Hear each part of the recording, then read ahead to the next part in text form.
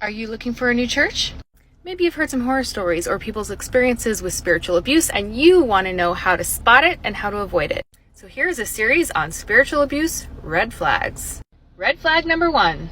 How do the pastors talk about others? Other people in the church, their own leaders, their own friends or colleagues or other pastors in their church network. Are they spiritualizing gossip? Do they talk about others in terms of their flaws, or are you hearing the best about other people from their mouths? If they talk about other people in terms of their flaws, they will talk about you to other people in terms of your flaws. Red flag number 2.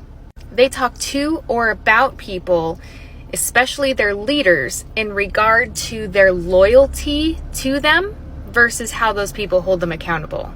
If they're always talking about who does or doesn't have their back, then they are not creating a safe place for their leaders to be able to bring their concerns to them, because nobody wants to be accused of not having their back. Red flag number 3. There's no checks and balances for them. Ask your potential new pastors who are the people speaking into their lives. Who are the people that bring them correction? Who are the people that can hold them accountable if they're being bad pastors? And when those people give them counsel, do they actually listen to it and act on it?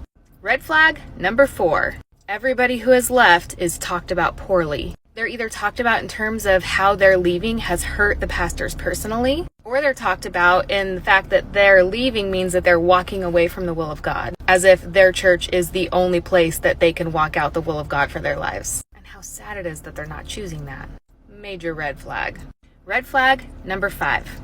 Are they able to give specifics on their own shortcomings? I'm not talking about the generic, we all screw up, we're all human, we all make mistakes that everybody said. I want specifics. When someone speaks in blanket terms about their shortcomings, I screw up all the time, I always mess up, but they can't actually name a recent specific thing, that tells me that they are actually unable to identify wrong actions in their life, which means that they will not be able to identify abusive behavior or bad leadership for what it is, and they'll never be able to see any of their actions as wrong.